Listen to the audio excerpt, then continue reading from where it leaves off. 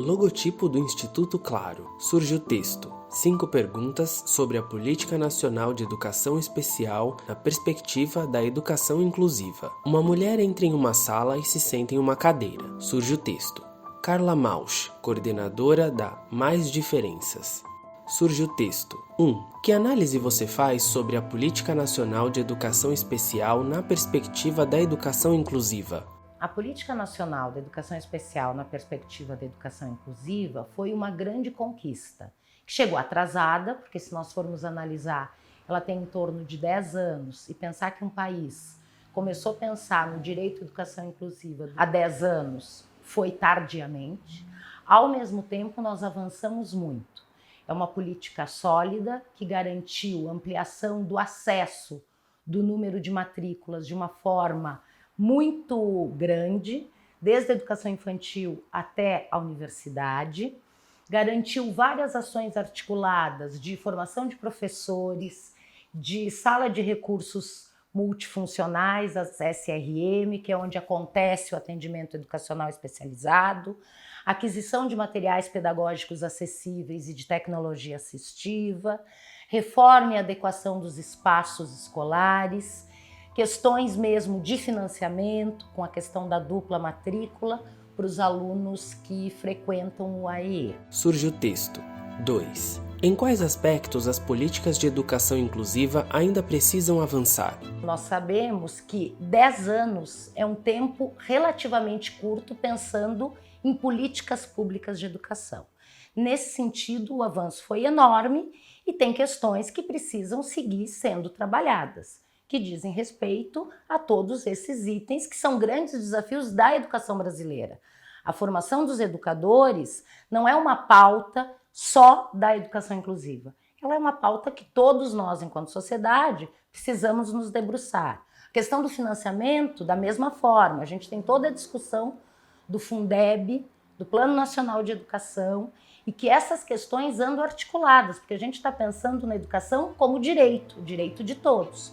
Portanto, a política de educação inclusiva ela é transversal a uma política que garante a questão da igualdade e o respeito à diferença. Surge o texto: 3. Como contribuir para a efetivação dos direitos das crianças com deficiência? É fundamental que a gente pense em políticas sólidas e consistentes pautadas nos direitos humanos.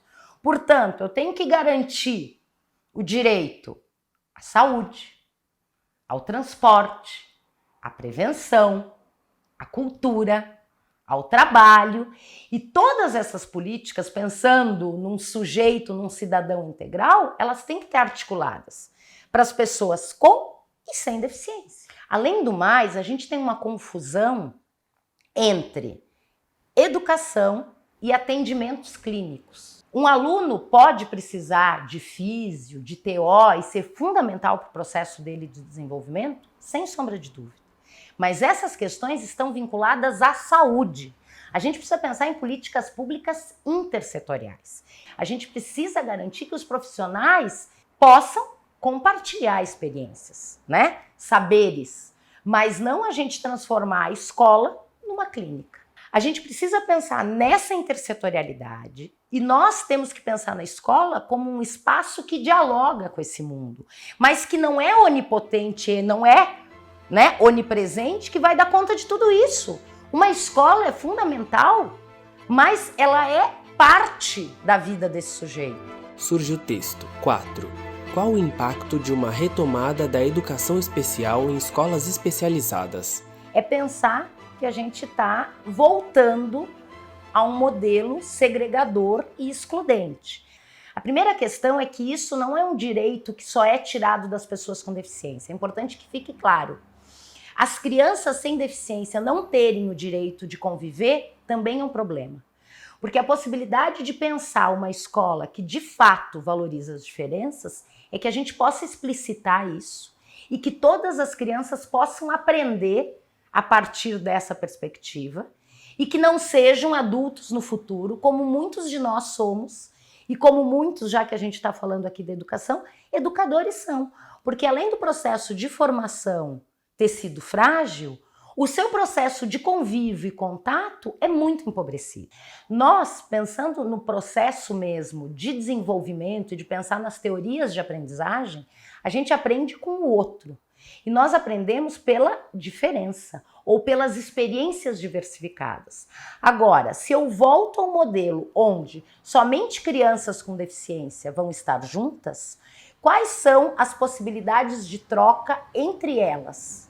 E se eu for pegar todas as especificidades em relação às deficiências, tanto as pessoas com deficiência como as pessoas sem deficiência perdem.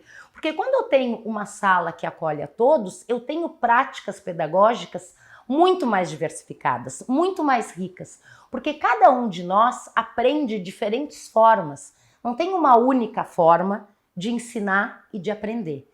Além de que é um crime, porque é inadmissível que no século XXI nós tenhamos a coragem de separar e segregar as pessoas e dizer que por conta do desenvolvimento, dos direitos, da especialidade, um grupo tem que estar fora e que não pode conviver com os outros. Surge o texto. 5. Por que alguns segmentos ainda defendem as escolas especiais? Eu não estou dizendo que os profissionais que trabalham nas escolas especiais são seres pérfidos, de forma alguma. Eu acho que são pessoas sérias, que muitas vezes acreditam no seu papel, mas que não puderam também fazer essa transição. Não conseguiram entender que têm um saber, mas que eles podem compartilhar com muitas pessoas. E ainda tem aquele exemplo e aquela referência de que uma escola especial, com atendimento individualizado, com poucos alunos, com muitos atendimentos clínicos, é o melhor lugar para esses alunos. As famílias, da mesma forma. Se tu diz para uma família, olha, teu filho pode ir para uma escola pública com 30 alunos, tendo que conviver com muitas questões que os pais ficam com medo, será que o meu filho vai ser excluído? Será que vão ser violentos com ele? Será que vão respeitá-lo na sua singularidade?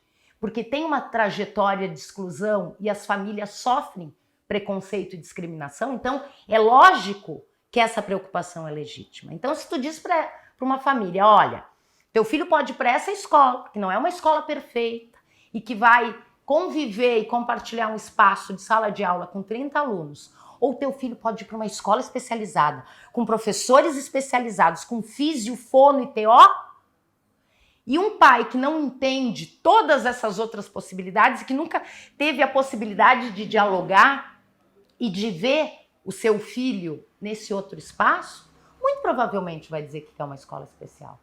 Na melhor das intenções. Agora, por quê? Porque, bem ou mal, essa é uma pauta nova e que a gente ainda precisa de muito diálogo na sociedade, com todos os setores. E a gente precisa ainda muito explicitar as práticas incríveis de educações, né, de práticas e de educação inclusiva de qualidade que tem acontecido pelo país inteiro. Nós temos escolas públicas de muita qualidade.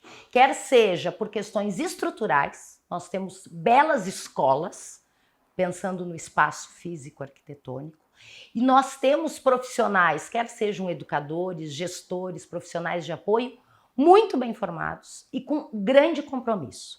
Se nós formos fazer um paralelo entre a educação inclusiva na educação pública e na educação privada, a educação pública, em sua grande maioria, tem experiências muito mais avançadas do que as escolas privadas. Então, se a educação pública precisa ser defendida e tem por que ser elogiada em geral, em relação à educação inclusiva, ela tem muitos elogios e ela tem muito a ensinar ao ensino privado, inclusive. facebook.com/Instituto Claro, twitter.com/Instituto_Claro, instagram.com/Instituto Claro. Créditos finais. Logotipo do Instituto Claro.